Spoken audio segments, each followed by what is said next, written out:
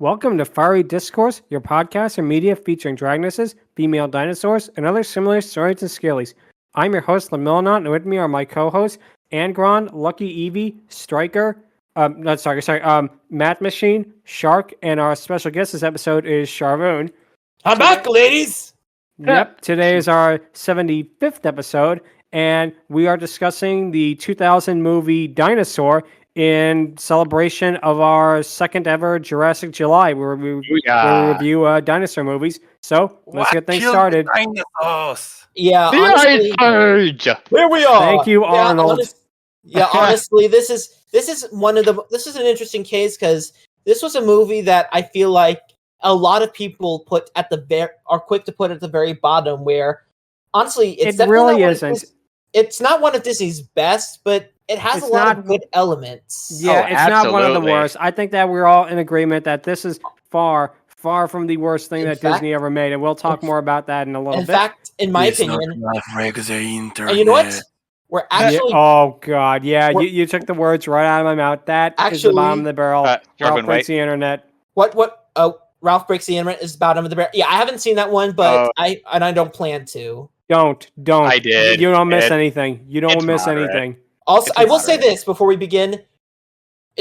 Like I said, there's a lot of good stuff. In fact, we're actually going to start out with what people consider the best of the good stuff, which is the opening. Yeah, we'll get to that in a moment. We definitely will. But for now, don't worry. Yep, we'll get to it. So, Dinosaur is one of the more obscure Disney animated movies out there, and it started life as a more realistic animated movie, and with the animation not being done in-house by Disney, but was instead done by an animated studio called Secret Lab. Now, this is not the first time we've talked about them on the podcast, because we previously discussed their work on the episode we did for Quest of Fire, because they animated the dragons. And in fact, I believe Reign of Fire, Reign of Fire was the last movie they ever did. So I think we are discussing their entire filmography on this podcast. Well, damn. Surprising. Also, not to mention, this would also... Can I say this? Technically, there's Tron... Okay. Go ahead.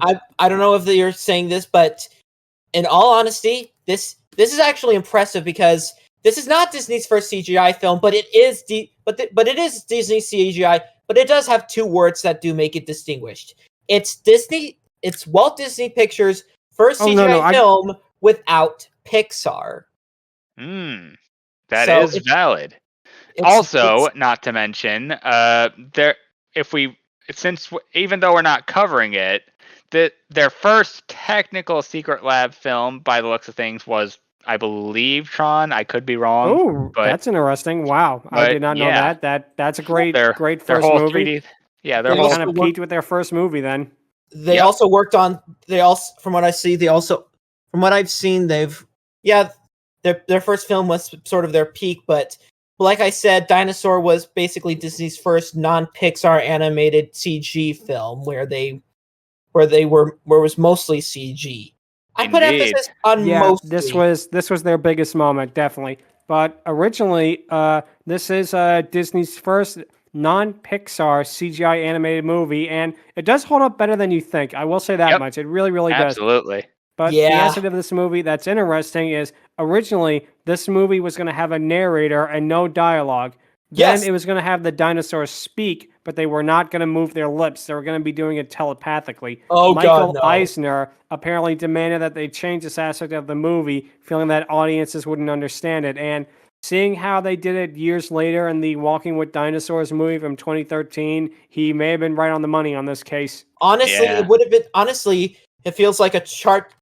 I don't know how many people here watching this Nostalgia Critic, but I feel like the chart guys are like, nope. The chart says this is way too adult for a kids movie. No, this is not supposed to be a kids film. It's supposed to be an animated film. Yeah, kids movie. So, anyways, we have to have the dinosaurs talk.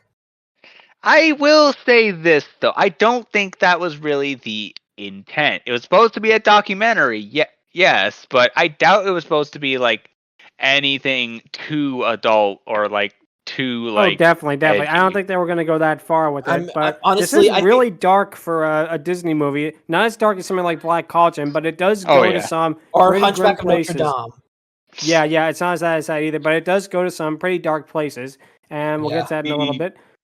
the change to have the dinosaurs talk with moving mouths is also why the iguanodons have human-ish lips rather than their beaks.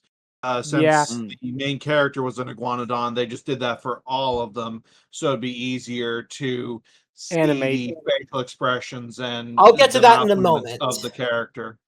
I'll get to that when we get to it, but let's move on to the movie. Yeah. One thing to say right away, right off the bat, for the year 2000, which keep in mind was only 5 years after Pixar had released Toy Story, this animation is really, really good in places. It's not perfect. There's some parts of it that look not as good, and we'll get to that when it happens, but the actual parts with the dinosaurs themselves, it holds up really, really well. I think because they used browns and grays in that was textures that computers could probably more realistically depict. And it's not anywhere on the same level of like Monsters Inc. or Shrek, but it does look really, really good, especially for like a studio's largest project yet.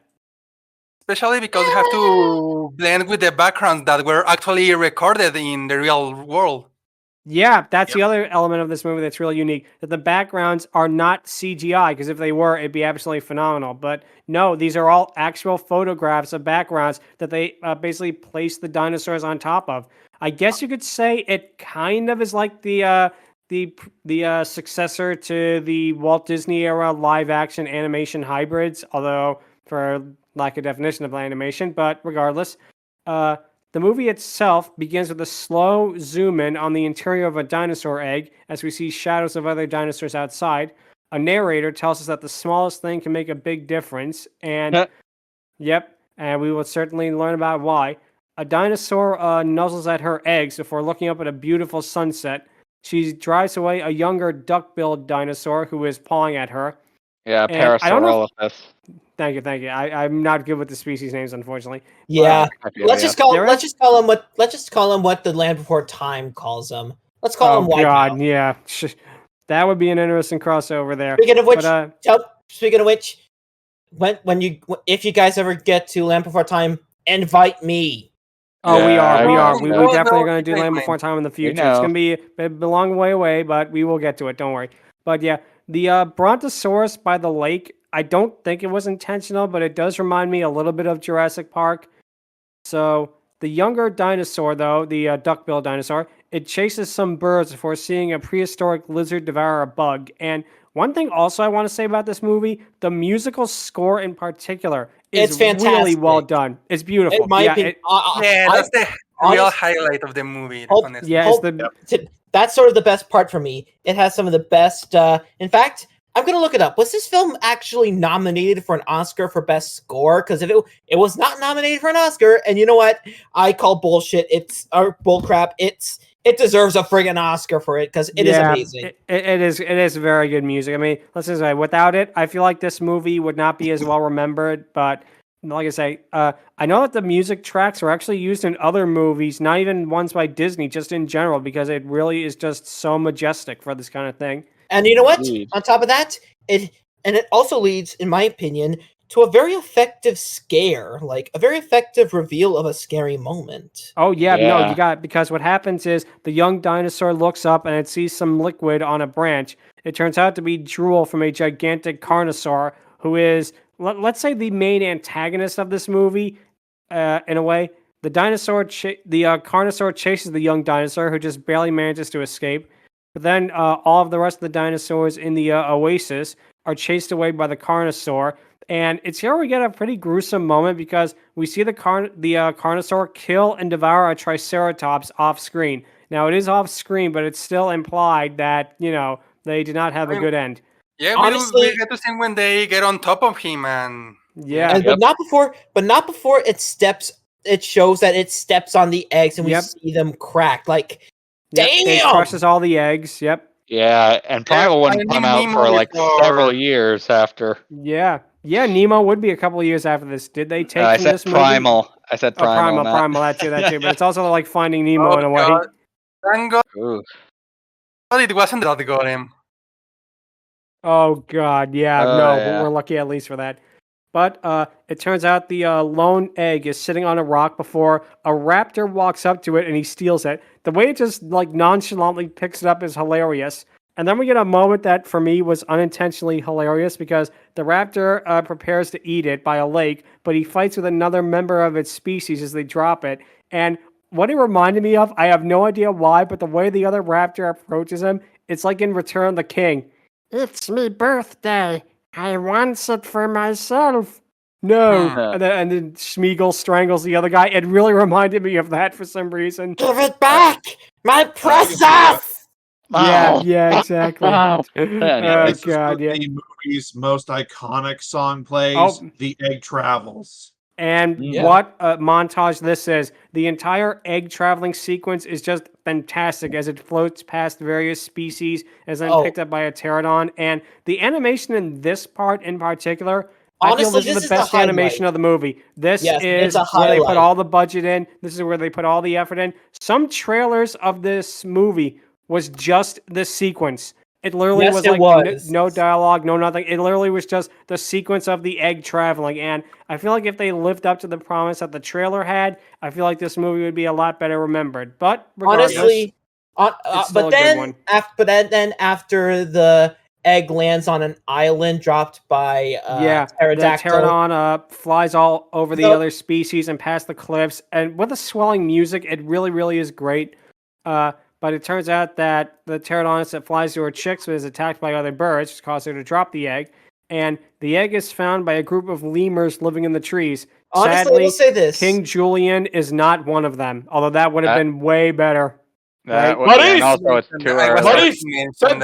Maurice, it is an angry god. Quick, send Mort as a sacrifice. And I will say this. One of the big problems with the movie, in my opinion, almost starts here, except because of the fact that they actually got really great actors here. This is where the lemurs start talking, but I will be thankful they got really great actors here. They got the mother played by the always incredible Alfre Woodard, and they got the grandfather played, in my opinion, by one of my all-time favorite supporting actors, Ozzie Davis, who you might remember for movies like Do the Right Thing. But regardless, these two are another highlight of the movie for me. Yeah, their relationship. They have really good voices, and it really, really does suit them. But they also got the voice actor for Daxter, aka Weasel God from Jack and Daxter. We'll talk about him in a little bit. But one thing that's interesting about this is, first off, Yar, the leader of the lemurs, try saying that 5 times fast, warns the others that dinosaurs are flesh-eating monsters and that they should not keep it. Yar, of course, is probably best remembered for his starring role in the classic Atari video game Yar's Revenge. Yeah. But one thing I will say about this is, despite the rest of the animation looking pretty good for the time, and the dinosaurs themselves, the lemurs look.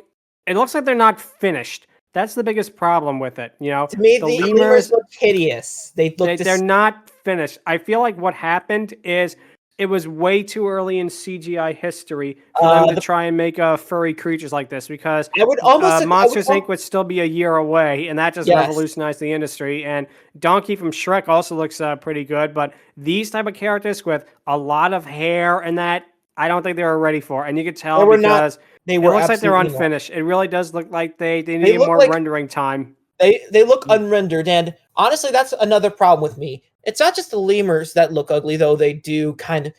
Some of the other dinosaurs, particularly the main character, the iguanodon, they look pretty unappealing to me. That's where my biggest problem. No, I gotta agree with you. They really, I feel like, to be honest with you, you probably could have gotten rid of the lemurs entirely and not missed much, except for a really great sequence coming up. I feel like the sequence that we're going to talk about in a couple of minutes, it really pays off for why to have these lemurs in the movie. But for the most part, I don't know. They feel like kind of dead weight in a way.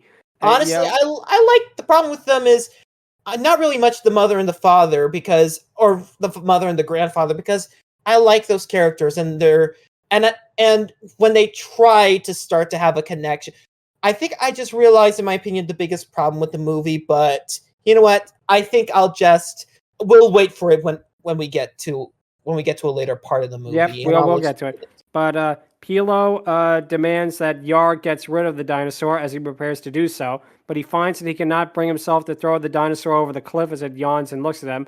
Then, Also, in, P joke. Yep. I was going to get to that. That just...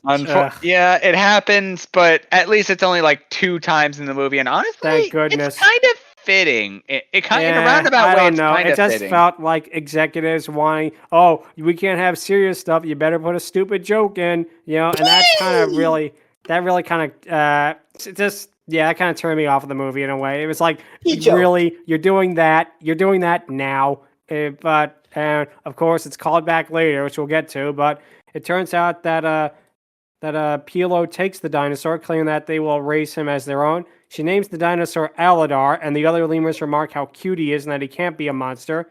And we then cut to an adult Aladar seemingly chasing a bunch of lemurs to eat them, but it only turns out to be a game between them. And the animation on Aladar himself looks really good. And when you have him next to the unfinished renders of the lemurs, it's night and day. It's like, how could the animators see this and not realize, oh wait, these lemurs look like hot garbage, especially when compared to an actually, competently made CGI model. Again, I'm not knocking it, but it just looks... Honestly, my biggest problem is I do have kind of a problem with Aladar, particularly with how his mouth looks, like removing the beak. It does look. I feel like by trying to make him more expressive, they kind of make him look a little worse. But you know what?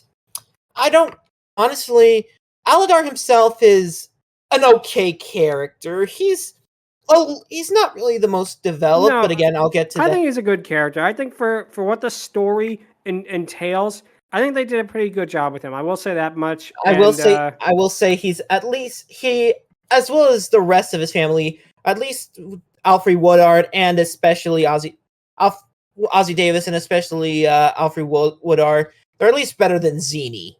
Yeah.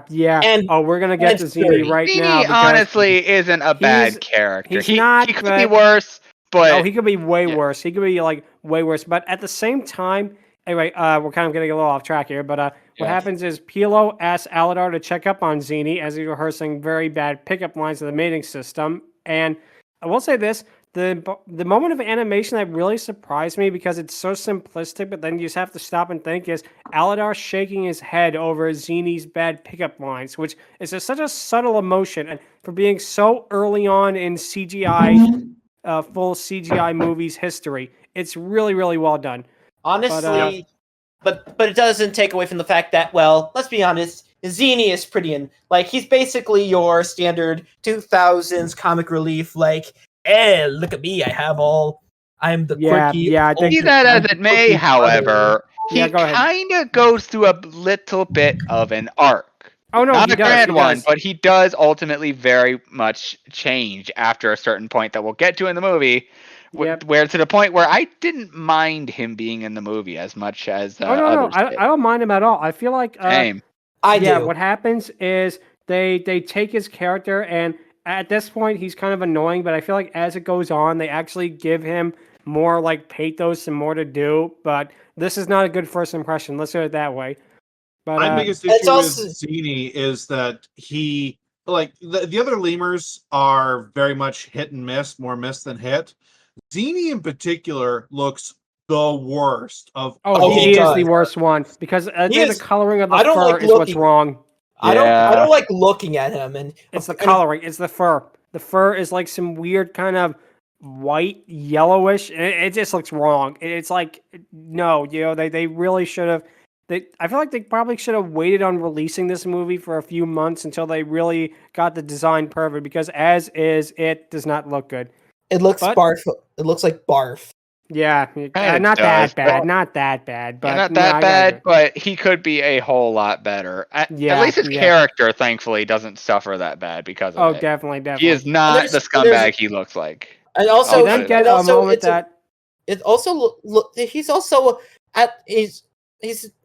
also Suri, who, to me, that's, in my opinion, the definition of cut her out and miss absolutely nothing entirely. Like, you could cut Suri out and miss nothing. She's not. I don't She's know. not. Yeah, she's more beneficial. She's a kid. Yeah, She's she does have some very good much moments too, and we'll get to them in Yeah. a while. Yeah. But what happens now is we get a moment that actually did get a laugh out of me, which is Czar and Pilo giving conflicting advice to the male and female lemurs on what to do during the mating ritual is funny. All the lemurs all chirp while Aladar lets out a loud roar, and they begin the mating ritual, which mostly consists of swinging on trees and doing backflips. The music during this part is really, really good. It's like some kind of a tribal chanting in that, and it actually reminds me a little bit of the score from the movie The Time Machine, the 2002 version. But it really does work out really good. It turns out that everyone gets a partner except for Zini, as he deserves, because he's awful. Ha ha ha. Well, he's not that awful. I know. I was just making a joke there. Yeah. I feel like, well, if looks could kill everyone, if looks could kill, he could be dead. If looks could kill, then Yeah. he's basically Jeffrey Dahmer. Let's not not that go there. Let's let's not go But there. anyway, I'm sorry, That's he's too gonna what much. skip happens looking. is Pila remarks that they have two bachelors as they approach Aladar, telling him that she wishes that there was someone for him because obviously he's the only dinosaur on this colony of lemurs. Just then, what appears to be a group of shooting stars all shoot across the sky as they all look in wonder and awe. But it turns out all the birds fly away, and Zar notices that something wrong, and boy is it, because it turns out to be a series of meteors. One strikes the ocean and makes what appears to be an actual mushroom cloud. The lemurs are all blown back from the blast as they all flee. Suri, one of the lemurs that we just mentioned earlier, is stuck in a tree as Aladar and the other lemurs flee for their lives. And this part in particular is really, really well animated. It's effective. It's absolutely the effective. explosion effects of the meteors hitting the ground. And again, the backgrounds are all live action, are composited so well, you would think that they actually set off munitions on set or something. It is that well done with the actual shot of the meteors hurtling towards Earth and that. And I really wonder if Secret Lab had anything to do with either Armageddon or Deep Impact, because it is very reminiscent of both of those movies. Secret Lab worked on Armageddon. Oh, then that explains dang. it. Yeah, that definitely explains why it looks so good, because they had practice of it with Armageddon. But it turns out that and the Egg Travels, these were the two most heavily trailered scenes, and it shows why, because they are extremely high art. For this Oh movie. hell They are- yeah! they The are- meteor scene in particular, like, good lordy. It is You really literal. feel the it is both pathos. metaphorical and literal fire. yeah, you really feel the pathos in this part. Shark, you were saying? Yeah, there's also the fact that what's gonna happen next in the plot isn't something you probably want to put in the trailers, considering. Oh yeah, no, definitely. Because what happens is Aladar and his family are all forced to leap into the ocean, and again, the water effects are really, really good too. I'm real shocked at how well they did again for 2000. But even though they all make it, the island they lived on and all the lemurs that were on it is completely and utterly destroyed. We actually had a near full-on extinction event in a G-rated Disney movie. You know, that is really that they went seriously, hard. I think give them this credit. this was like That's either so- before or after freaking Mission to Mars. Same which year, has, I think. Yeah, Wow. no, Yeah, like I 2000. meant like month-wise. I know Oh, it came out in month. 2000. I have no this idea, was before but, Mission to Mars had that gruesome scene. Yeah. But Oh, like I said, yeah, I I give know Disney which one credit. you're talking Yeah, about. same. But like I said, I give Disney credit for actually having the stones to go through it, something like that. You know, to actually show it all being destroyed and the burning island. It's almost. It is a better version of what Jurassic World Fallen Kingdom was trying to do with Isla Nublar's destruction. Yep. This did it 20,000 times better, and that was a movie made like a decade and a half earlier. So Yeah. Actually, Jurassic World Fallen Kingdom at least had that one moment with the that's the very Brontosaurus. Thankfully, but this is more heartbreaking than that. I'll say that much. But it turns out that Aladar is forced to put his family literally on his back, as all he can do is just wander and find a new place to live. And as here's we see kind of them the trek, issue that this creates, you have high art scenes like this, and then you get stuff like the Love Monkey. Yeah. They did really Oh, like- yes. Again, Total it could be shift. worse, So way many total worse, shifts. but Yeah, it kind of has the same effect. Although I will admit, I like the gargoyles from Hunchback, but it's the same kind of effect where you're trying to tell this really dark story, and then you have this wacky hijink shenanigans happening. It's like you gotta pick one or the other. You can't do both. Movie. And honestly, it I honestly mean, reminds me of a joke from the Nostalgia Critic where he was reviewing Atlantis and he was talking about some of the tonal shifts. Like it feels like at some point, one of granted, the okay, direct- I will say the this. direct- one I of the will say directors for the gargoyles. Go ahead, came in, Angron. What are you like- saying?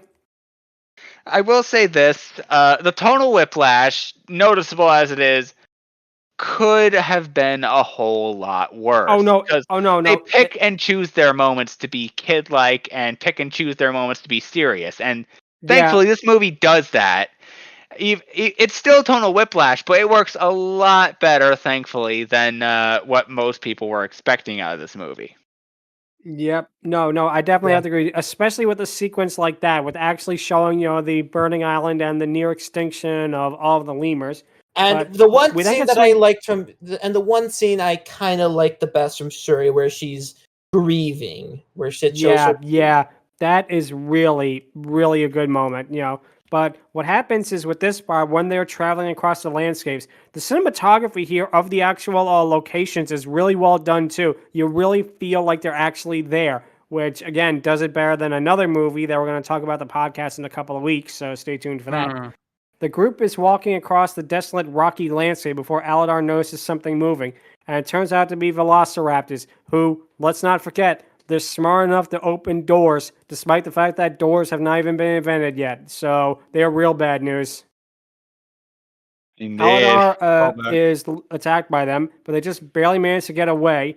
But they then bump into Kron, who is a fellow iguanodon, who is leading another group of dinosaurs Yeah. to safety. And Kron is, first off, he is voiced by Samuel E. Wright, who is probably Sebastian best from The known- Little Mermaid. Yeah, you beat me Yep. to it. Okay, I was gonna say he voiced Sebastian in The Little Mermaid, but here you would never guess in a million years he was that character. He does a Wow. completely different type of voice, a completely different type of character, and he is one of the best actors in this movie. I really believe so. Hell He is- yeah! he And is he a great- does a he's a- fantastic job. He does a You re- fantastic job with the role. I just wish it was a better role, The I role- don't know.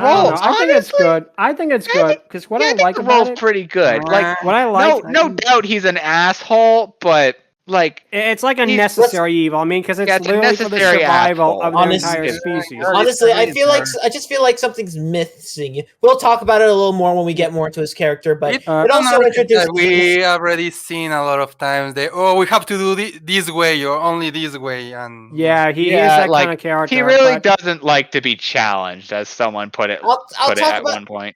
I'll talk Yeah. I'll talk a little more about him when we get to another scene. But Oh no, we will. we also But I get do like introduced. how they rendered all the different dinosaur designs, and it's really cool. Aladar is knocked to the ground by the other dinosaurs as he just looks up at all of them in awe because probably for his entire life he's thought he was the only kind of his species. But now to see there's like hundreds of millions different kinds of dinosaurs is just like mind blowing when you really think about it.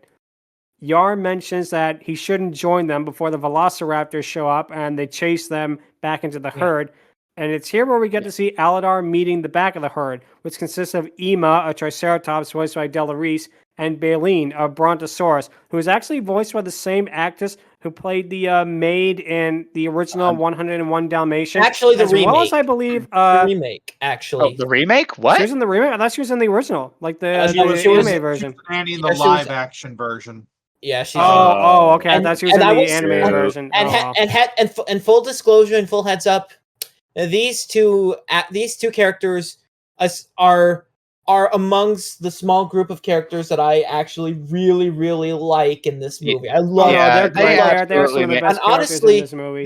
This is what saves the main character for me is when he's interacting with these two oldies. Yeah, no. I feel Yeah, like the he's relationship between them absolutely- is Hon- really well done. Honestly, I feel like the movie would be so much better if we followed these. If it was about this weird family following these two more often. And honestly, it this is where it does though. It does. And you it know, does. they It do get a absolutely lot of- does. And honestly, this is the this heart. right here is the thing. is kind of makes me think that Aladar would 100% if it was like Antho or like a Zootopia sort of deal, he would absolutely 100% be like a freaking like community center person or like freaking retirement home person. I can see what you mean. He very Yeah, much yeah. absolutely is Yeah. the kind of nice person that definitely cares for these people. It's one of my their interactions are absolutely precious. I absolutely adore the way they interact and how what's his name again? I'm terrible with names. Alador. Sorry, it's just when I say Alador, No, I it's almost okay. say It's Alador okay. like Alador Blight. But It's anyways, okay. It's okay. We understand. We understand. Aladar's interactions with these guys is some of the best. Although it does introduce another problem. With the exception of a couple interactions with him and his brother, the family almost goes to the sideline throughout most of this movie, which contributes to, in my opinion, to the biggest problem with the movie, which I will get to a little later. But keep that in mind. I feel like we will definitely get there. We'll definitely get to it. Should have played a bigger should have played a bigger part, and I think I'll talk about it when we get to the fallout between the herd and Aladar, but we'll get to that when we get to that. Yeah, no, I hear what you're saying. Kron decides to stay in the clearing that they're in for the night, despite an advisor, Bruton, telling them that there was a safer place to rest. There's a good gag where we cut to Ema and Baleen thinking that the lemurs are blemishes on his scales, only to be shocked when they find out that they're actually living creatures in that. Aladar remarks that Yaris' grandfather a couple of times removed, whereas Zini remarks a couple of species removed, and one of the few Zini lines actually got a pretty good chuckle out of me, to be fair. Yep. But it turns out that Aladar mentions that the lemurs are all that's left, and it turns out that Baleen is also the last of her kind, which is, again, really, really striking, especially, again, for a movie like this, where you had these... I believe in science they're called like endlings or something like that. They're the last members of their species. And it's really, really, when you think about it as an adult, it's really heartbreaking, you know? Oh, yeah. It's very much heartbreaking to think about that kind of thing. Yeah. It sucks when you have really, really does. Yeah, it's hard hearing that kind of thing, you know? It is. Like, they almost seem accepting of the fact that they're about to die, but that contributes to something a little later that I like, you know? Yeah, that mainly contributes to the fact that freaking Chrome is pretty much pushing on them. Yeah. And it kind of sucks. Yep. To me, Kilo my asked them about the nesting grounds, where it turns out the dinosaurs have their eggs. It turns out they're trying to get there, as it's like a serene oasis and pretty much a place of misery, but they're all being driven to complete exhaustion by Kron. Kron and his group show up as he asks who Aladar is, and he just stares at the lemurs in complete shock.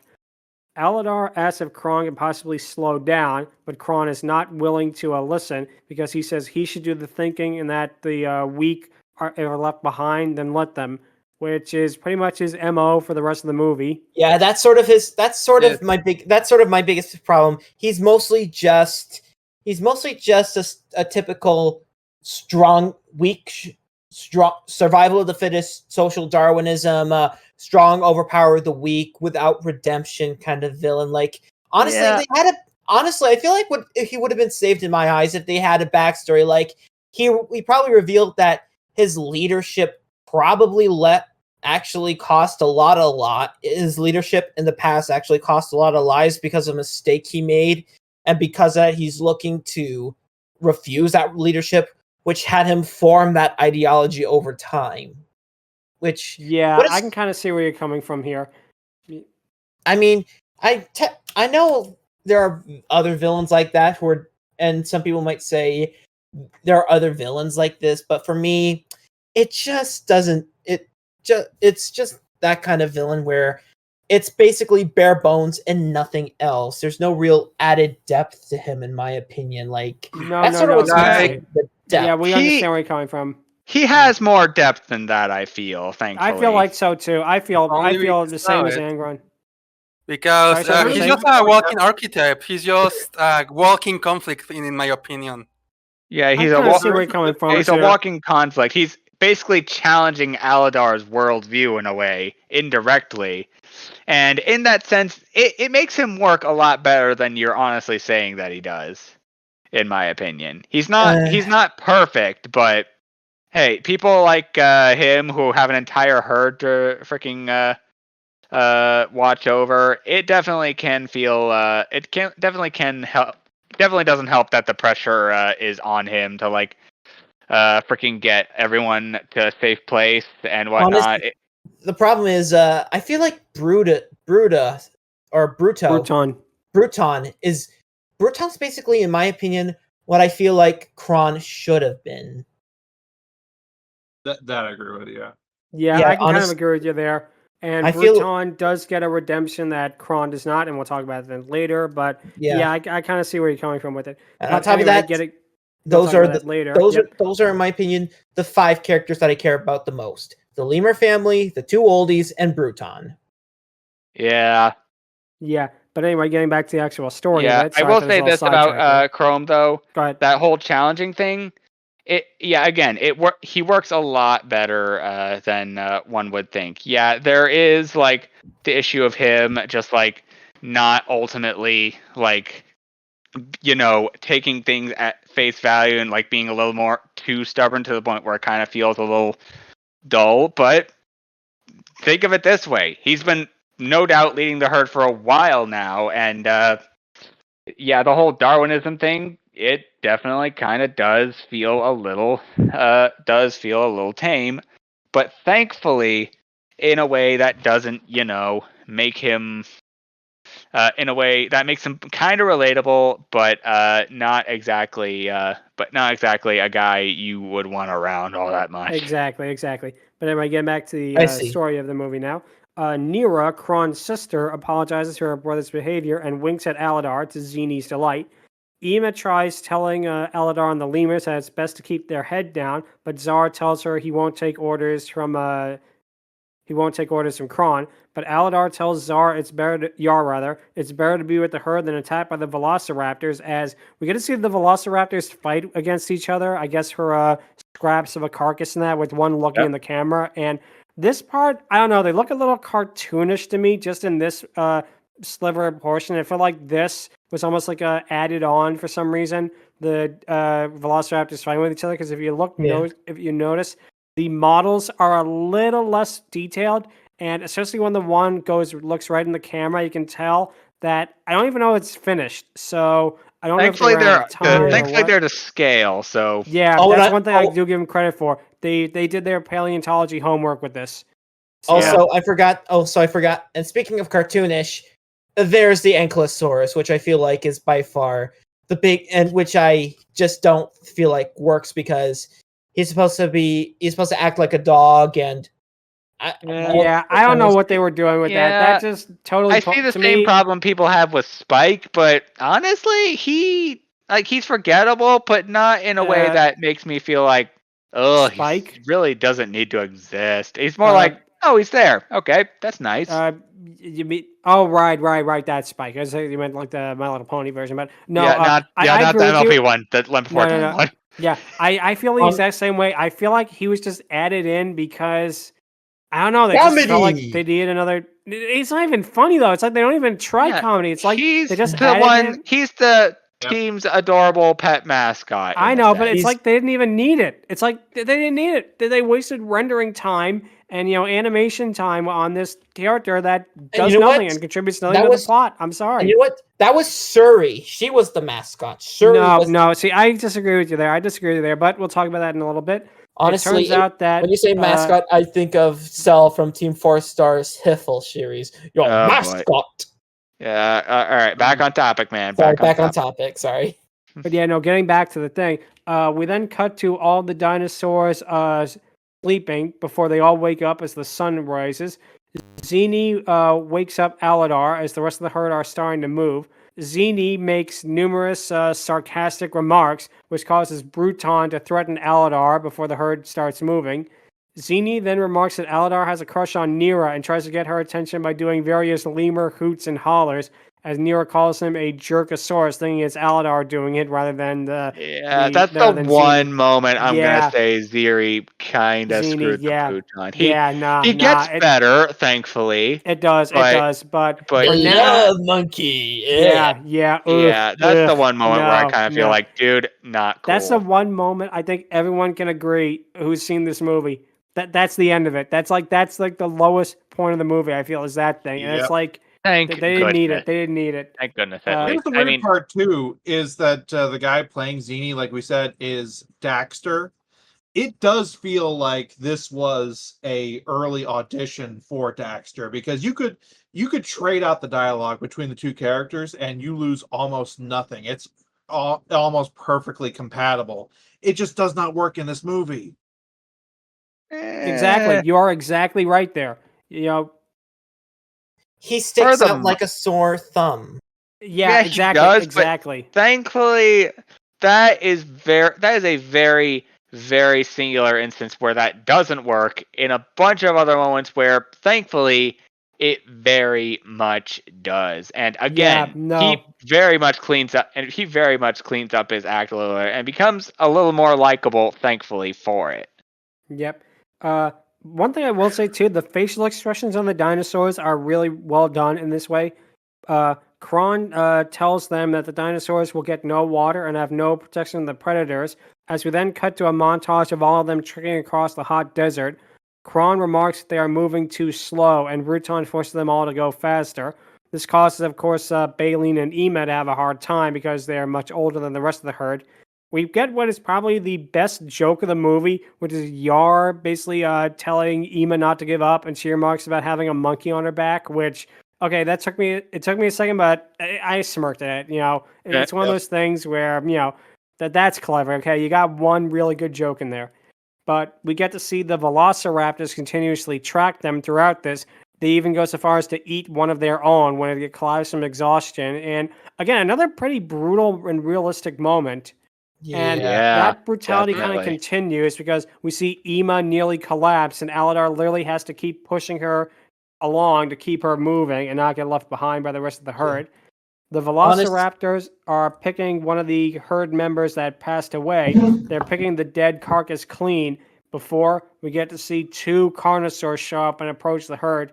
Now, one thing that's interesting, it's never outright stated if this carnosaur is the exact same one from the beginning or if it could just be another member of the species. And there's two of them, and we'll get to more about something interesting about them in a little while. But honestly, carnosaurs, they're pretty cool looking, but just for the sake of comedy, I'm going to call them horny T-Rexes.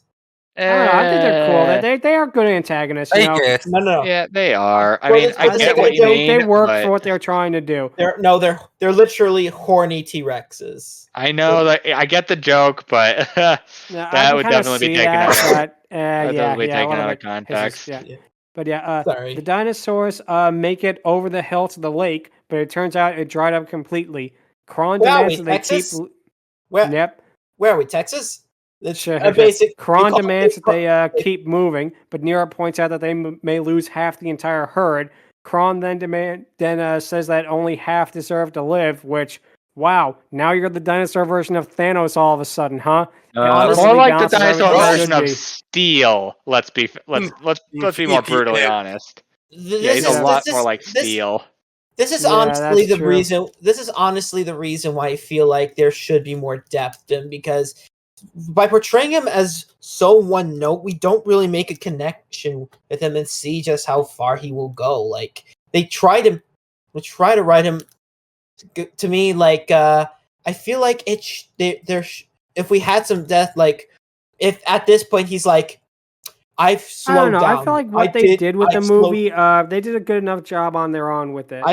Maybe if they had a line like, say, I slowed down once. It cost us it cost us more than half the pack when the predators caught up. Right. But anyway, he's not.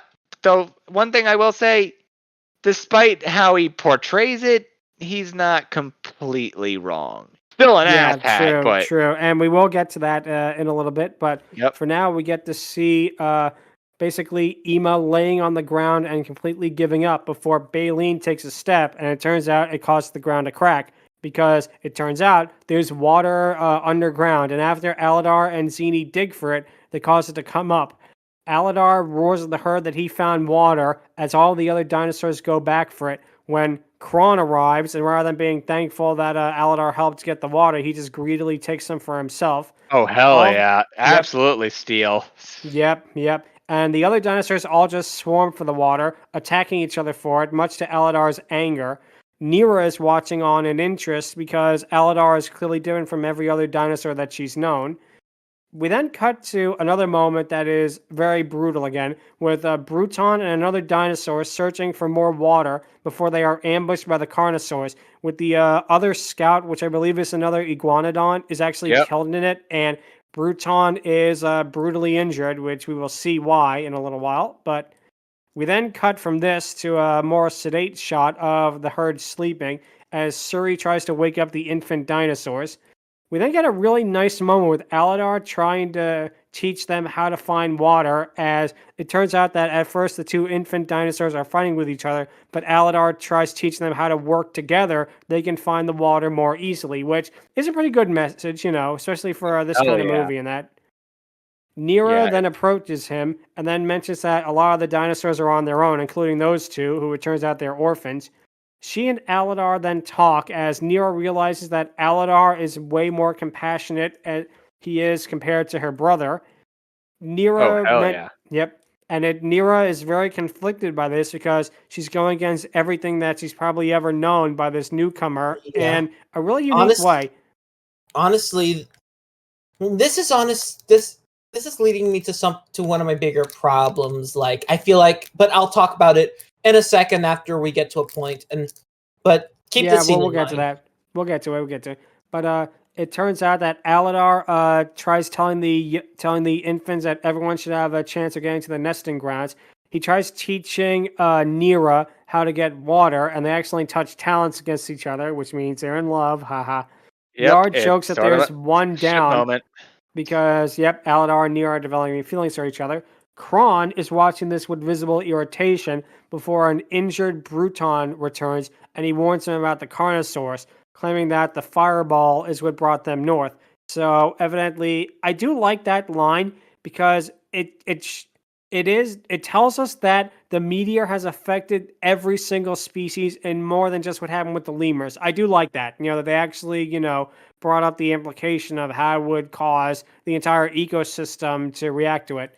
But then we get probably the biggest dick move from Kron, because it turns out that Bruton accidentally brought the Carnosaurs to this area, and Kron coldly says that, let them feast on your hide, before he demands the herd to move even doubly faster than they did before. Aladar tells them that the ones at the back of the herd will never make it, but Kron, again, cruelly says that they'll be there just to slow down the predators for the rest of them. Aladar tries telling the herd that this is wrong, and Nira tries to approach Aladar on this, but Kron forces her away as the rest of the herd moves on. Despite their best efforts to run up to them, they just can't do it, and they're left behind by the rest of the herd. And this, in my opinion, leads me to my biggest problem. At least in my opinion.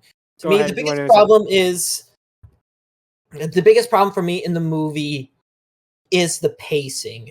I feel like a lot of these issues I wouldn't have so much if there was like 10 or 15 more movie minutes added to this movie. Like, have more, which would give more time to have the relationship between Nira and Aladar's relationship bloom, or even more time for the family to shine, Like, to me, that's sort of the biggest problem. Everything feels like... I feel like it's tight enough as is. I feel like, for the most part, this movie is pretty tight, Honestly, I think here. To me, the tight stuff is with Aladar and the old guys and their interactions. But the rest of the stuff, which I feel like should have been more important, it was. This movie has like a lot of walking montage, like a lot. Like some of the walking time I caused. It was surprising, like 40 or even 50% of the movie was just the dinosaurs walking, honestly. Yeah. I feel like that was probably just to showcase the animation more than anything. I feel like for the time, it probably made sense. It's like, wow, isn't that awesome? We can make these dinosaurs walk so realistically. And it's like, it is cool, but as time goes on, it becomes less impressive. And you're right, it does feel like padding. You gotta do something. And honestly, there's my biggest problem is there's not a whole lot of humanity. There's not a whole lot of time developing to the couple's relationship growing. There's not a whole lot of time really showing off a lot of humanity with, like I said, the lemurs get pushed to the side, the romance is rushed. The only thing that I feel like was done effectively okay is the stuff with Bruton and the old guys, and I don't know. I think there's some other good stuff in there. We'll talk about that in a little bit. But again, it's my personal opinion. I think that Matthew, your pacing issues and the reason for all of the walking montages is because that's the early remnants of when this was supposed to be a dialogueless, more biographical style movie. So it shows, but not too much, thankfully. Yeah, no, definitely, I agree with you there. But in those walking montages, couldn't we have extra interactions between Nira No. Yeah, well, we get that. Yeah, there is a little too much walking in this. Yeah, 7 out of 10, too much walking. I had to just make that joke. Yeah. But anyway, we then get to see, despite the group left behind, they're still moving on as the Carnosaurs drink from the water and stare off into the distance. The group hears the roars as Baleen notes that there are 2 Carnosaurs. They then see a struggling Bruton desperately trying to move, but he's badly injured. Pilo mentions that Bruton is injured and he needs help, but Aladar tries to help Bruton, but he just angrily declares to get away from him and he can make it in his own. The group finds a cave as they make it in there, just as it starts to downpour. After a few moments, Bruton stumbles near the mouth of the cave. Aladar helps him inside as Bruton just barely manages to get on top of a large rock and peers over them. And again, the water effects, especially with the rain on their scales and on their forms, it looks really good. It really does. Yeah. I feel like that's another part that they put a lot of effort into, and we'll see why in a little bit. But Baleen remarks that Bruton is one of them, but Aladar retorts that he's one of us. Aladar then tells Ema that they'll be at the nesting ground soon enough and they should all go to sleep. Pilo approaches Bruton and tries to heal his wounds with a plant. Bruton mentions that they have nothing but false hope and questions why they are still going, but Pilo remarks that hope is what keeps them going. Bruton then mentions that he knows that he's just going to die in this cave, which turns out to be right, but for a different reason, and that it's his fate. But Pilo mentions that we do not have fate. We all make choices as to what will happen to us, which, again, a pretty good message. Moments like these are what I'm asking for. Like, no, we understand where you're coming from there. Definitely. Yeah, So, absolutely. Yep. She then returns to the others as Bruton decides to take the plant. Hours later, the Carnosaurs approach the cave as Bruton notices and tells Aladar to wake the others slowly.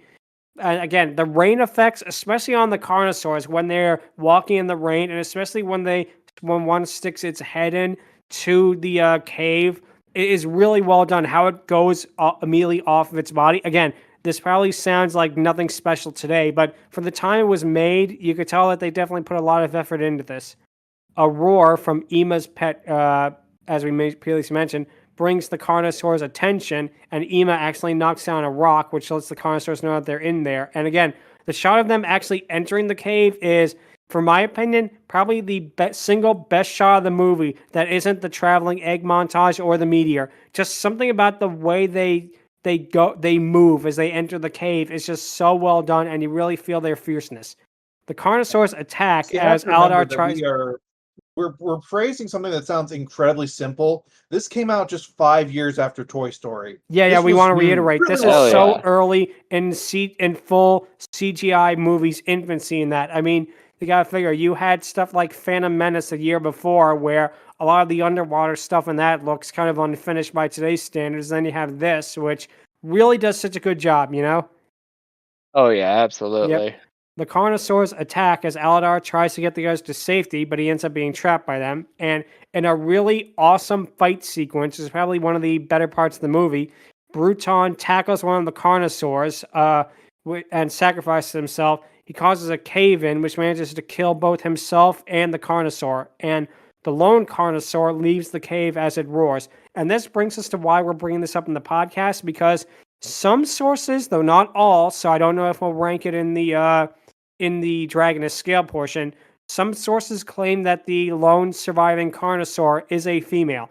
Others claim that it is male, and we do not know for sure, so I don't know if we'll rank it or not, but it is probably interesting. gonna assume it's male. I don't know, but... Same, Yeah. But yeah, we shouldn't assume, but it's very hard to tell. But the point is, they were a couple anyway, so at least one of them was female. Yeah. I think the one who died in the rock slide was female.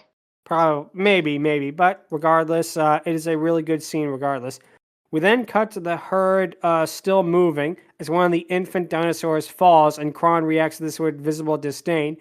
Nira stays behind to help them up before she stares behind her and wonders about Aladar's fate. We then cut to a part where the lemurs play I Spy, where they continuously spot rocks, which really just reminds me of when the exact same thing happened with the moose in Brother Bear.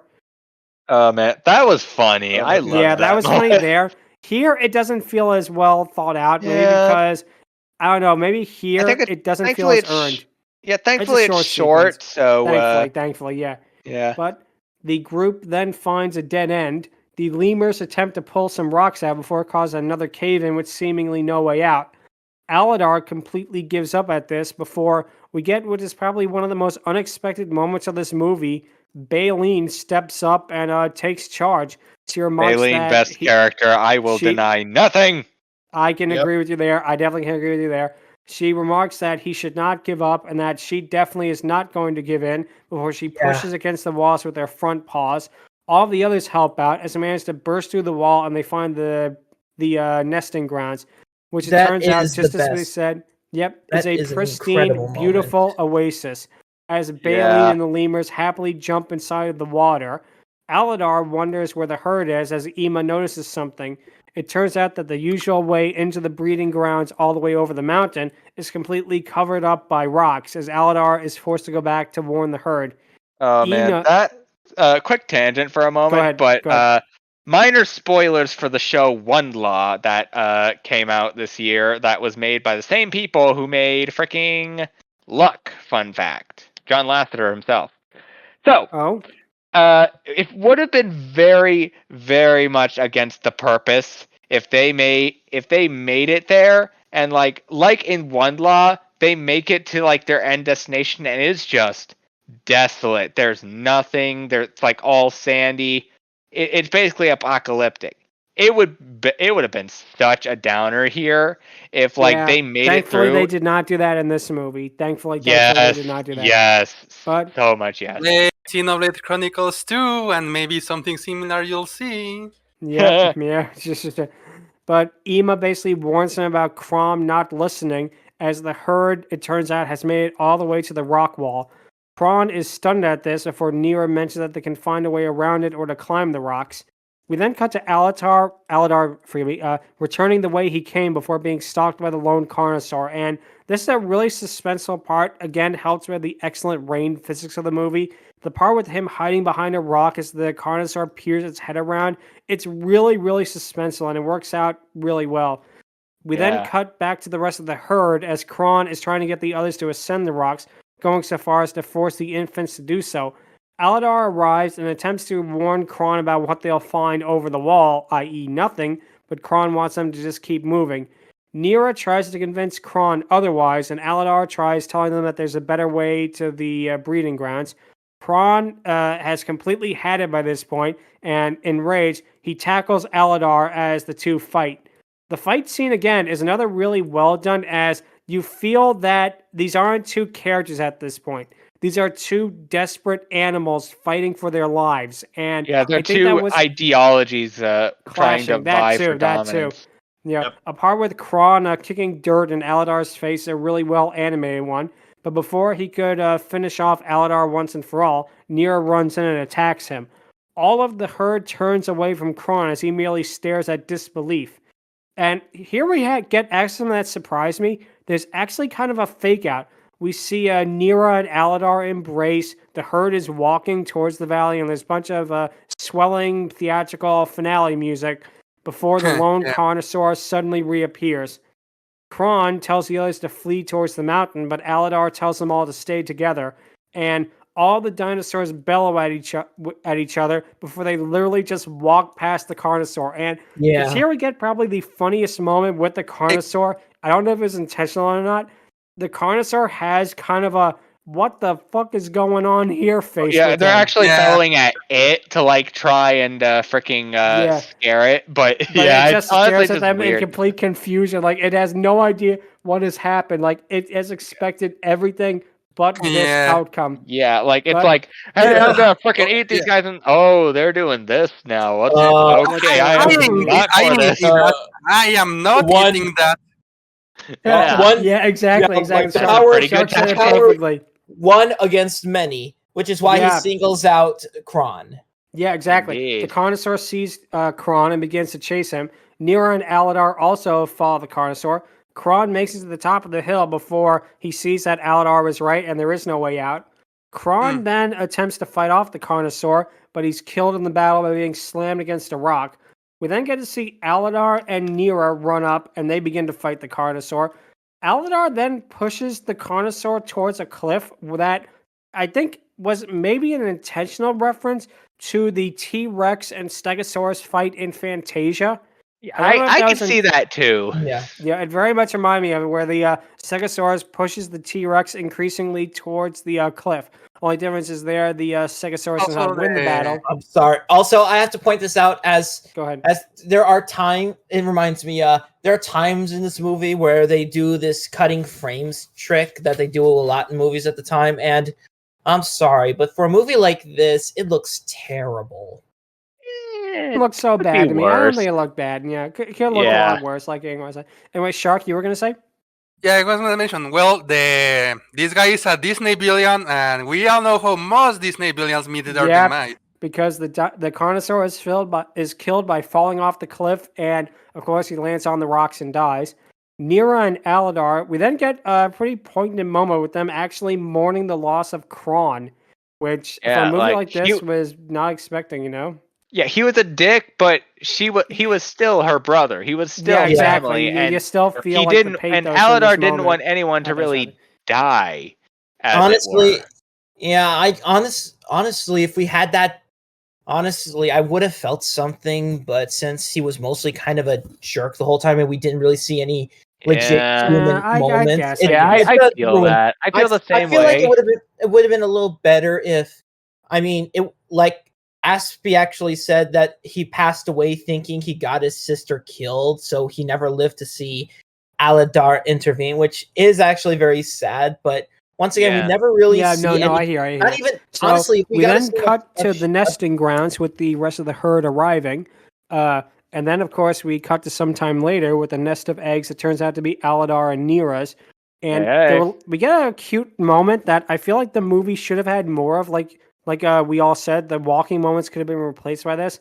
I feel like the relationship here between Yar and Ema is a really nice one. And two elders. We could have explored more. We could have explored that a little bit more.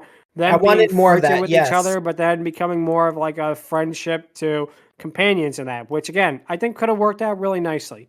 Yeah. But it turns out that just like in the beginning, Pila watches the egg hatch as Aladar and Nira coo over it. Yar picks it up as the dinosaur relieves on him yet again in a moment that maybe full circle honestly kind of makes it a little funny. I guess. Yeah, but I guess. It's funny. Laugh. Yeah. You are your father. It is honestly it's not completely laugh out loud funny, but in a roundabout way, it's kind of like snicker funny. Like what Shark said. The comment is actually what kind of saves that moment. He says you are your father's son, which again that is the moment that kind of makes it better than the first time. But it turns out that Zini has a bunch of female lemurs who somehow made it there for some reason. I'm sure they're probably from a different area. They look very different from the lemurs that Aladar grew up with. So. True. So maybe they're a different species or something, or a different breed.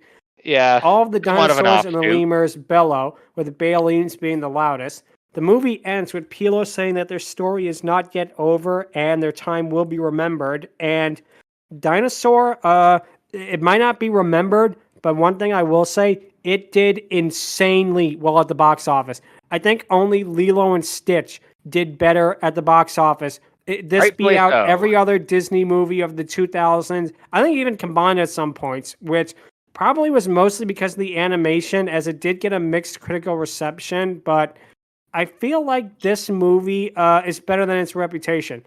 Of course, the animation and the soundtrack. That too. Of course, most people probably know Dinosaur not as a movie, but as a theme park ride, because Dinosaur has a theme park ride at Disney's Animal Kingdom in Orlando, Florida.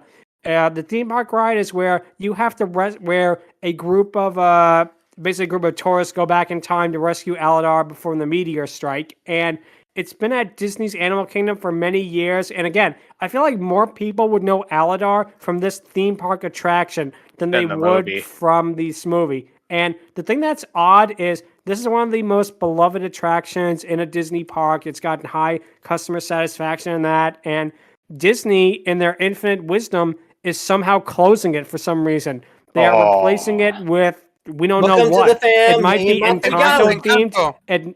It might be Indiana Jones themed, but it's like, why? Kids love dinosaurs. Even if they've never seen the movie, children love dinosaurs. Yeah, like, that's pretty much irrefutable in most cases. Make another dinosaur movie! We want a dinosaur movie!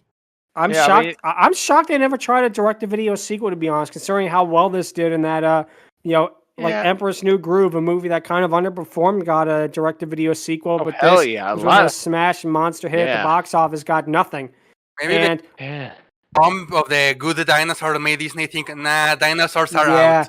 Maybe, and we're gonna get to that unfortunately later this month. But speaking of unfortunate films that didn't do as well, it is time for the question of the day, which is, what was one Disney film that underperformed or was underrated? Underrated, Thank you for doing the question of the week, Angron. That was nice of you. So for my one, there's several I could bring up. I could bring up like a Great Mouse Detective. Even though that was a success, it definitely does not seem to get enough love nowadays. I could bring up, it's a similar movie from the same time period, The Fox and the Hound. But I'm probably going to pick one that also might be picked by other people.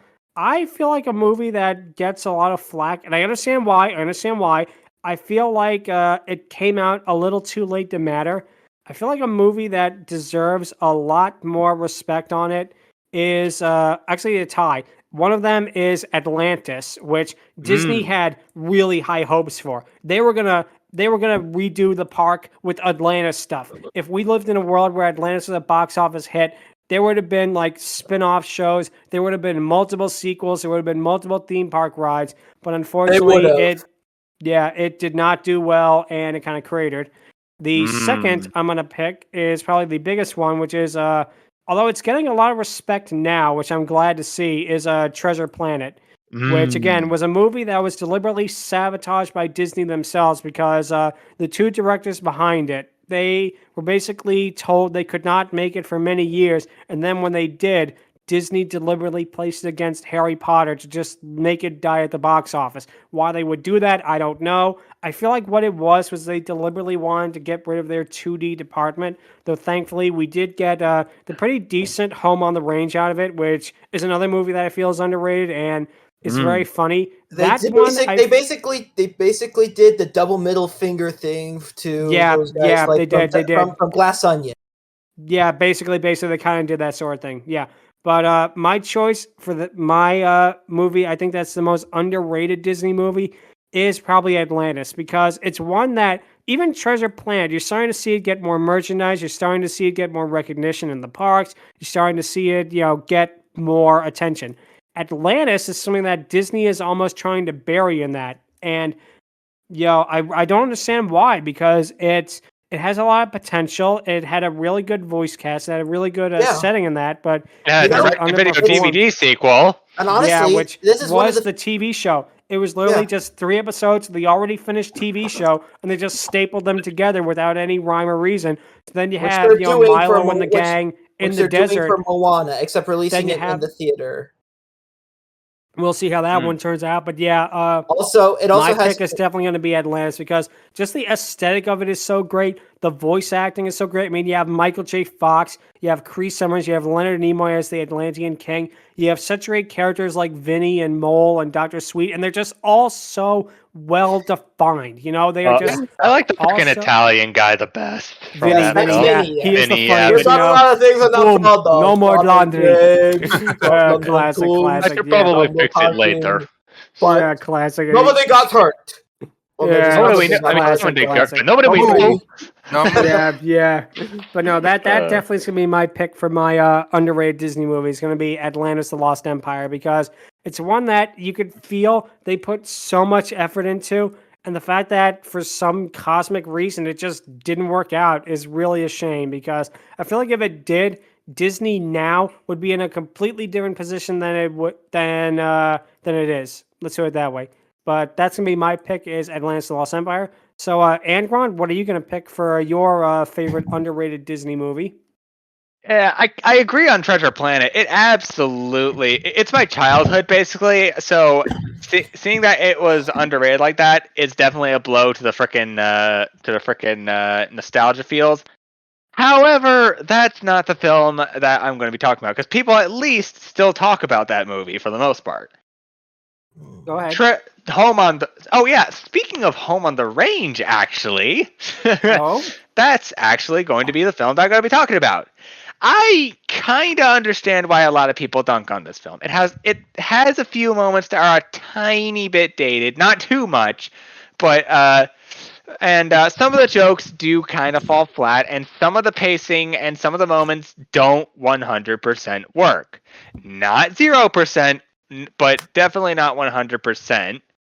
However, I still like this movie. I do too. It's got some funny moments. It really does. And funny moments. The animation is still Disney. It's still classic 2D at the way. And, hell yeah, absolutely. And it has good it really does feel like a movie that I definitely agree with you there. Home on the Range is something that definitely it gets slept on way too much. I mean, people say it's like the absolute worst Disney movie, where that is definitely not either, just from the animation alone. And the trio, the main trio, they are really good together. They really wrote them in a way that they feel natural, I don't like Roseanne Barr. Okay, let's not talk about that, but we get what you're talking. Are you talking about frickin' Gracie's character?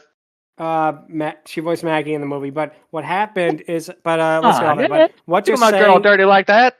Yeah. But basically, the movie, I agree with you there in that it is one that really gets slept on, and I don't know why. Because it's not perfect, but it's not an absolute disaster. It's not one of the worst animated movies ever made or anything like that. It has a lot of great moments in it. The animation's great. The characters are great, and again, it actually, I think, has more merit than people give. I really gotta say that much. Absolutely. It really, I feel like it's one of those things that, to quote a Twitter meme, is really good when you want to have someone screaming in your ear how bad it is. If you just sit down and take it for what it is, it's good. It has a lot of good moments. Oh, hell yeah. Most of the films I've seen, I've enjoyed them. I do remember them strongly, but Home on the Range is one that I'm absolutely going to stand for because, interesting fact, this year was its freaking 20th anniversary. 20th anniversary. Yeah. Yep. And so Disney, I'm definitely going to give a shout out for that. But also the fact that this film gets slept on and has a lot of great potential. It had Mrs. Potato Head as one of the hens, even had the voice actor for Piglet as one of the characters, which absolutely definitely gives it a lot of brownie points. So a lot of great talent. Patrick Warburton's in it too. Also, Steve Buscemi. He's in my opinion, he's a movie betterer, and his appearance just made the movie better. He's great. Oh, and speaking of freaking Patrick Warburton, same voice actor says Bonnie is in this one. So Joe and Bonnie, two for one in the freaking movie. Perfect. That's for the most part. But the only thing I didn't like about this movie was Buck, but he cleans up his act towards the end. He's okay. But, he has some good yeah. moments. Yeah, absolutely. But anyways, Home of the Range is absolutely going to be my pick. That's a Who's good next? pick. That's a really, really good pick there. So, Yes. Shark, what is your pick going to be? Well, it's gonna be kind of interesting because I think it was received well when it came out, but I say it's underrated in the fact that it has been forgotten by time more than anything. Not much that people disliked it, more like, yeah, it was okay, received well, but people forgot about it with time. Even though it got a sequel recently, but still. And that's gonna be Disney's Enchanted, actually. Oh, that's a good pick right there. Yeah, I can kind of understand, but yeah, that I liked that movie. It was fun. It's great. It's great. Enchanted is a really good one. What I mean is, yes, it's a movie that was received well. It's forgotten. I say it's underrated on the forgotten aspect. People nowadays no longer talk about this movie, the characters, and well, obviously, a character that has been covered here before, and it will be covered again in the future, thankfully. Oh, we definitely will redo it because the first episode is... yeah, the movie is a great parody of Disney itself, and let's be honest. Yeah. If they did it, it's a loving parody. Way in your face. Oh, this happens in the movies. Oh, we're subverting. Oh my god. Yeah. Let's just say they could have Ralph breaks the internet it, and they didn't. Yeah. You could tell whoever made it did it from a point of love rather than a point of let's reference all the stuff we own. Yeah, nowadays they will make an arc of the princess being a streamer or something like that, and it's like, oh, please. I know. Don't please don't bring that up. Even though not many people talk about it, but yeah, that's gonna be my answer for that. Oh hell yeah! That's a pretty great pick right there. Again, people didn't dislike it, but they just forgot about it with time. Yeah, it's a shame too because it is a really, really good one. So, Math, what would you have to pick for your favorite underrated Disney movie? Blood, I have a question for you. Where did you get the mind reading device? Because you basically stole my pick word for word. Ooh, Atlantis. Atlantis and Treasure Planet, because I grouped those two together.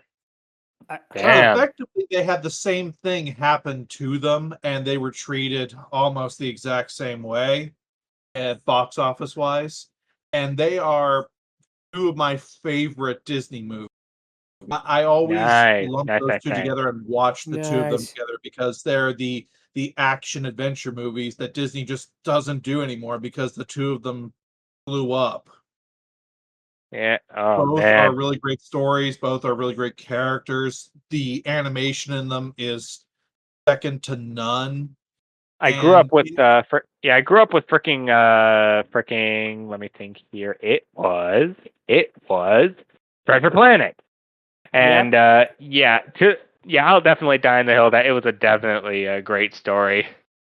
Oh, it definitely is, and it has really great characters too. You know, I mean, it gave us, and it also gave us Captain Amelia, which, Oh yeah, Also, it gave us. Also, technically, it's not the. Oh wait, no, not technically. It's not the Bulgarian version. So be thankful for that. Can I say something? No. Matt, what are you saying? Sorry. Before we say anything about Treasure Planet, look up online Treasure Planet Captain Hook test. It's actually we'll check it out. We will definitely will check it out. An incredibly great CGI and hand-drawn test where they took old pencil tests with Captain Hook and tried to put the CGI arm we on definitely it. will check that out. So they did. Matt, you were saying, sorry? And I know that there were a few other 2D animated movies that came out after those two, but effectively that was the swan song of 2D animation. That was the end of it, and then it just got replaced by CG everywhere. More or less. That's how 2D is going to go out. It at least went out on a very bang. It went out with a bang, yeah. Yeah. And one thing I will say is that's part of the thing why I feel like these movies are so well remembered is you look at the characters today, all of the CGI characters. We basically have gotten Rapunzel over and over and over again for the past 4 to 5 times. Let's be realistic. with the protagonist. They do little tweaks here and there, but it's really, when you get down to it, kind of the same base model. Kind of with disingenuous, 2D, I think, but I kind of do agree that we got the same characters more or less over and over again. This is For why the most Judy part. character stands design. out. I meant design-wise. Yeah, I know, design-wise. Anyway, And a little character-wise, admittedly, like awkward shut-in who like goes out to the world and whatnot. And, like, you get what I mean? Yep. I mean, say for Raya, there are a lot. A lot of the designs are pretty similar nowadays, especially with the fact that you get freaking. Especially with the fact that the only other original Disney princess that was not Rapunzel was freaking Tiana before this, from The Princess and the Frog. Another attempt at a 2D swan song, more or less. Yeah. But anyway. No, that's a great choice right there. It really, really is. So now it's time for our guest of the episode, Sharvoun. What is your favorite underrated Disney movie? Honestly, you guys talk about a lot. This one's one of my favorites. I like them. I like a lot of underrated Disney films, but this one's one of my favorites, and it's not one that you might immediately think of. Like it's, I would say The Emperor's New Groove, but that was successful, and people still talk about it. Nice. So for me, my choice is actually one that came out years earlier, before the 2000s, and actually, so. Go ahead. We all know the Disney Renaissance movies in order, but we don't, because after The Little Down Mermaid, Under. yes, that's my pick. The Rescuers Down Under. To me, this was a great. This is in my opinion. If you were to tell me what a live action Indiana Jones animated film would look like, I would say this is the closest. The problem is it needs a little more edge, but in my opinion, this is a damn good adventure and a damn good attempt at some fantastic animation. On top of that, it's got some really great character work. Mrs. Bianca and Bernard's relationship is actually unbelievably adorable, as poor Bernard is trying to propose to a woman he loves, but he constantly gets foiled by real life. He constantly gets cock blocked by freaking Steve Irwin Mouse. And on top of that, and it's, in my opinion, it's also just a great fun adventure with some great characters, including a great villain, played effectively by the great George C. Scott, who does a great job as McLeach. Yeah, the villain is great, and it has Joanna, who's another fun character, and we might discuss it later on, actually. But most of all, it has, in my opinion, the greatest movie betterer of all time, John Candy. The late John Candy. Like, he's basically that. Even if a movie he's in is not that good, the moment he shows up, your mood brightens, because he's going to be. Yeah, he's one of those actors. He's good in anything. He really and Speed Drive absolutely is one of those films where that works. But unfortunately, here's the thing: the film would have got really great reviews, or at least some pretty decent reviews. It would have been remembered fairly well and not be talked about if it hadn't. And now, please let me talk about. Let me talk a little bit more about its release, because that's what happened. It actually got a really great release and did really well. It got a really great critical response on release, but the problem was it got a really great critical release. It released opposite Home Alone. Yeah. Home Alone, it released the Rocky same time as Home Alone, and Home Alone 2. completely crushed it in the box office. No, wait. Let me continue. It would have done okay on its own if it was released with Home Alone 2, except for one problem. When Jeffrey Katzenberg saw that, he actually did, in my opinion, one of the most boneheaded things you could ever do. He pulled all television advertisements after it ranked 4th, after Home Alone, Rocky 5, and Child's Play 2. So it wasn't just competition, it was because Jeffrey Katzenberg decided to immediately say, to hell with this, and just give up without even giving it a chance. Yeah, keep in mind, this was the guy who later freaking... Yeah, shame when it always does. Keep in mind, this was the guy who freaking went on to found DreamWorks. So basically, he's absolutely living the life of a Disney villain. So basically, the movie wouldn't have done quite as bad, in my opinion, if Jeffrey Katzenberg had a little more faith and didn't decide to. Yeah, again, immediately it's like pull it's out. deliberately screwing over the movie. You know, it really does seem like it. One thing too, I remember reading why it was Australian is because production on this thing started in like the mid '80s, which had the whole Australian craze. Then you had like Men at Work were big hits. You had movies like Mad Max and Crocodile Dundee, huge box office smashes, and Disney thought, let's capitalize on it by doing a movie set in Australia. The problem, of course, is that animation takes a very, very long time. By the time it was finished, the Australian craze was finished, which is the exact same mistake they would make with Pocahontas, because Pocahontas was greenlit when like Dances with Wolves and Last of the Mohicans were huge box office smashes. By the time it came out in '95, again, the whole craze of Native American movies was over. Well, and also Disney was basically making an Oscar bait movie, which turned off a lot of audiences. But anyways, with Rescuers Down Under, I feel like if the filmmakers weren't so quick to give up, if Katzenberg wasn't so quick to give up on it, it would have at least had a stronger chance at the box office. But as is, it's still a damn fantastic.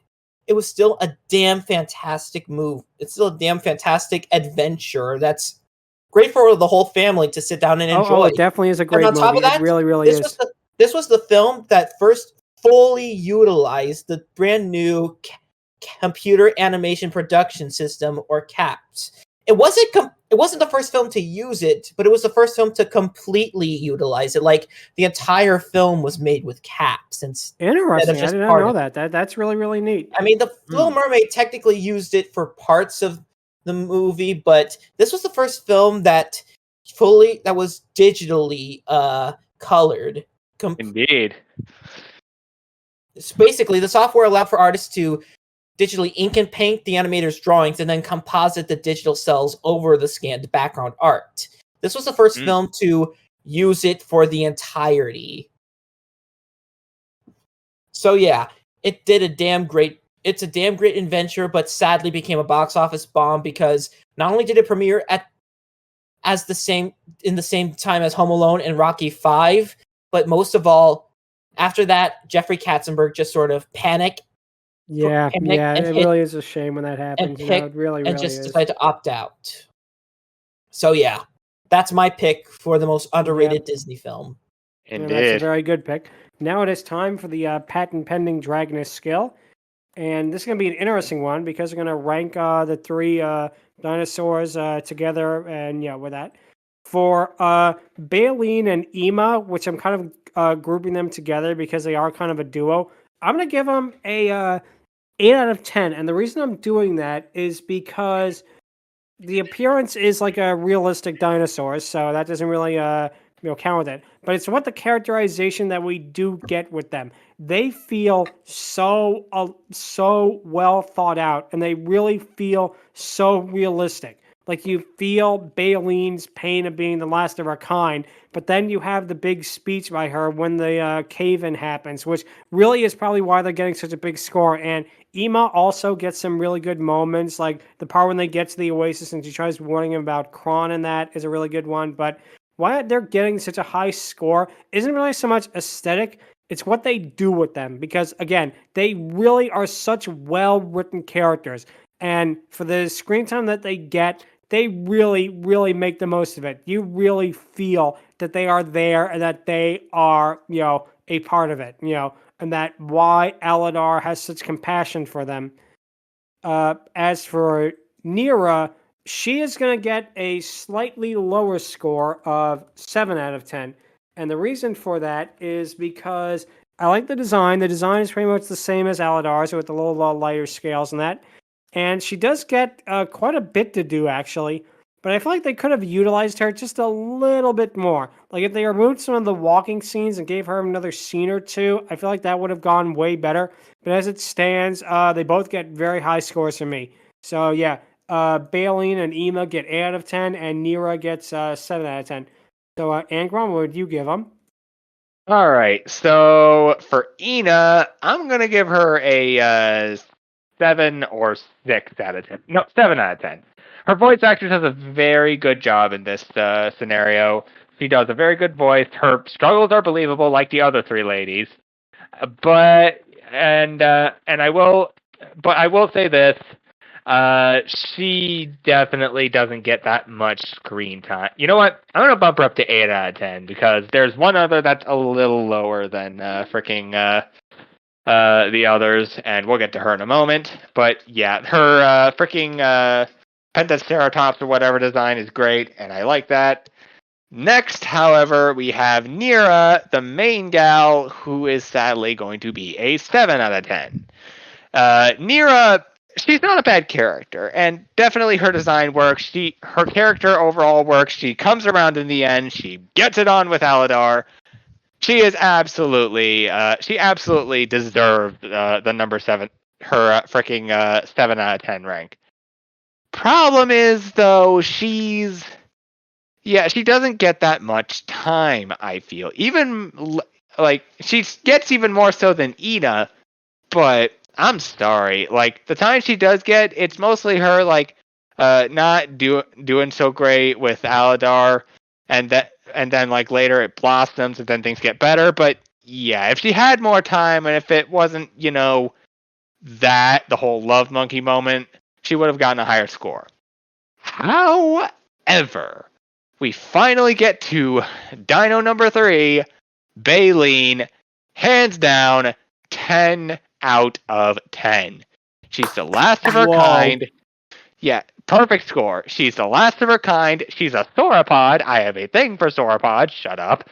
She absolutely has an amazing voice actress, which would definitely be her last freaking role ever. I think. I believe like she had like one more role in 102 Dalmatians. I don't know. Don't quote me on that. But yeah, she absolutely is the one who who absolutely gets instilled with Aladar's infectious hope, and it is 100% worth it to see her so cheerful, so optimistic, so like caring. Like if she were a grandma, I would absolutely come over to her house daily. Like she is that great in my opinion. So yeah, 8 out of 10 for Ida. Love her voice actress. She's a Triceratops. She's awesome. Nira, 7 out of 10. A little less though, but she definitely comes around the end, so she gets brownie points for that. And yeah, but Baleen, absolutely perfect score. Nothing wrong. Absolutely nothing wrong with that. Next. Yep, that's a really, really good score right there. So, Math, what would you have to give them? All of these, I'm gonna just say this right now. The designs are great. The animation, especially when you're considering that this is from 2000, is amazing. So take that in consideration. That I'm just gonna say the same for all of them. That they look fantastic. All right, Baleen, 10 out of 10. My favorite character in this movie. Just the way everything about her is so great. Her personality is fantastic. Her voice actress does an amazing job. She has the most character growth and development of any character in this movie. Her line when they're in that cave, "You made me think an old woman like me was needed. I cry every time." Yeah, I absolutely feel that line. That is why she's 10 out of 10 for me. It is such a good scene, and her being the voice of hope that Aladar gave her. That is so amazing. Ima, 10 out of 10 as well. Oh, she yeah. is the funniest character in this. She has the best lines. You know what? I'm going to make her 9 out of 10 just because of what you just said. Okay, we'll change. Yep. Della Reese does an amazing job. She is a very prolific singer and actress, and it shows because she does effectively what is one of my favorite archetypes of a character, the snarky old black lady, and she is so good with it. It's funny when it happens. Like there are a lot of snarky old ebony ladies who do just that, But here, element, it's honestly kind of refreshing to see someone like that. You know? Yeah, and just because she has been an actress for so long, she is able to portray this character just so fantastically, and that's what makes it work. Here's the issue. Mira. She is a 7 because I just found her kind of generic. Yeah, I think 7 out of 10 might be the bar for Nira at this point. I'm not going to argue that she doesn't have growth as a character as the movie goes on, but it's just not much, and she basically just exists as Aladar's love interest. There's nothing really there, unfortunately. I can see that. She does have a little more autonomy as the film goes on, outside of just being Chrome's quote unquote pet, and again Aladar's love interest. But yeah, I agree. If she had more character and she had more time, that absolutely would have made her a lot better, in my opinion. So overall, the group is a 9, but yeah, Baleen and Ema steal the show. Oh yeah, I didn't give my overall group thing. Group is absolutely a 9 to me. Okay, good to hear. Shark, what would you give him? Okay, let's see. Well, let's start with Baleen, which everyone I think agrees is like the best of the trio because she has this arc, this character, this emotional moment, and of course the great design and all of. I think outside of the protagonist, she's the one that does the most too. So between finding the water and finding the exit to the cave. So yeah, I'm gonna give it a high score of 8 to her because yeah, she's one of the most complex characters in the movie. Ema. Baleen, we're talking about the... Okay, good. Ema, what would you give her? Ema, it's also a funny character, maybe not as complex as Baleen, but she has her moments. Like we mentioned, it she had more like a relationship with the grandfather Lemur. It will certainly help. And she's kind of like this motivation for Aladar because she's like the one who stays the most behind, and she's kind of like the one showing off the problems that Kron is causing by his mentality of everybody, whoever stays behind stays behind. So I'm gonna give it Ema a 7 out of 10. Oh boy. Oh boy. Yeah, here comes something Nira. Nira, yeah. She's definitely the lower end. I don't know. Seems like being a walking archetype is a thing in the family because Nira is just a love interest. That's her core character. I don't see anything on her, honestly. It's like, oh, is the gear the protagonist want? Oh, is the gear that at the end is gonna defend the protagonist? Oh, is she's doing what her brother tells her, but no, she's gonna... And like, we've seen that a million times before. She has a great design, but as a character and personality, for me, there's nothing. So I'm gonna drop her train a lot by giving her a 4 out of 10. Oh, yep. Yikes! No, it's all right. Yeah, that's fair. I mean, again, she absolutely could have warranted more more time and overall character. Not to say she doesn't have any character, but yeah, she definitely needed a lot more development than just my brother's kind of being a dick, and I think Aladar might be onto something. You know? Yeah, something like that will help. Yeah, no, we get you. So Sharvoun, what would you give them? For the old ladies, 9 out of 10. I think I said it both previously. Of them, damn. Well, with special attention to Baleen because Baleen is best old lady. Her character is absolutely wonderfully developed. But I also really like Nira because not only because of her comic relief, but I also see her as I also really like her relationship with the grandfather character. To me, and Baleen, of course, has her great character moments, but for me, these two as a collective have really great chemistry, and in my opinion, they're the true heart of the conflict. And their connection with Aladar is truly something heartwarming.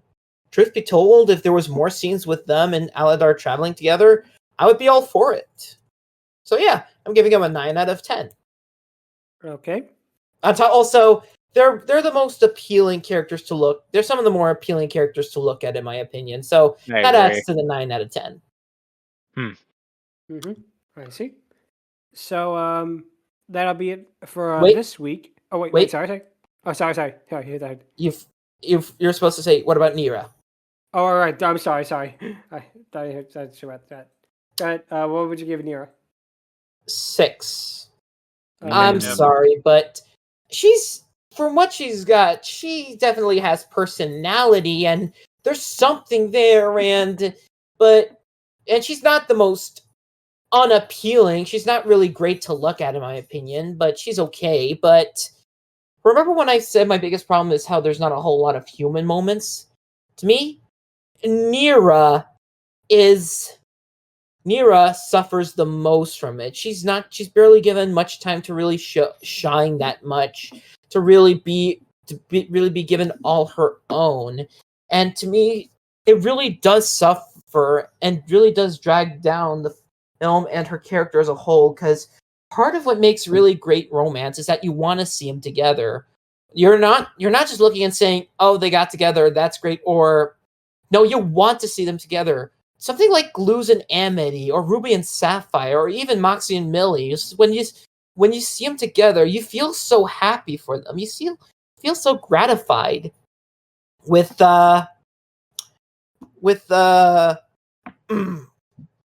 unfortunately with Nira and Aladar, I feel nothing. I mean, she's just kind of your typical spunky love interest. Like, if we saw more of a playful side to her like we did with the Dinosaurus, but after that moment, she's just kind of relegated to the bland main character. She's sort of the bland love interest. Indeed. And so, with what I will give her credit, the voice actress does try to give her some character, which is why I'm not giving her a 5, whereas Shark gave her a 4. But for me personally, it's definitely a 6. I'm sorry, but she needed more character. The old ladies are fantastic, and they have some great character, and honestly, my complaint does not apply to them because I feel like they got the appropriate amount of screen time and the appropriate amount of development. But I'm sorry. The love interest just needed more. I agree. They definitely needed more. Yeah. No. Yeah, I That's hear what you're talking about. Nope, that's good. Okay. And also, one final thing I want to say is Lucky Evie also wrote, and he said that he's giving them a collective 2 out of 10, which seems harsh, but apparently he does not like the designs very much, but that's all right. Kind of a down to end things on, but that's going to be it for this week. If you have any questions, or if you want to send us your impression of a dinosaur's bellow, you can email us at fierydiscourse@outlook.com. Visit us on Twitter at twitter.com/fierydiscourse, and like and subscribe the videos and subscribe to us at youtube.com/Ludmillanon. Next time, we'll be discussing the 2009 Blue Sky animated feature, Ice Age, Dawn of the Dinosaurs, to continue our second ever Jurassic July. Going to be a lot of fun to talk about that. And, talk about another classic animated movie. And until then, thank you guys so much for listening, and take care. Later, y'all. Bye. Adios. See you next week.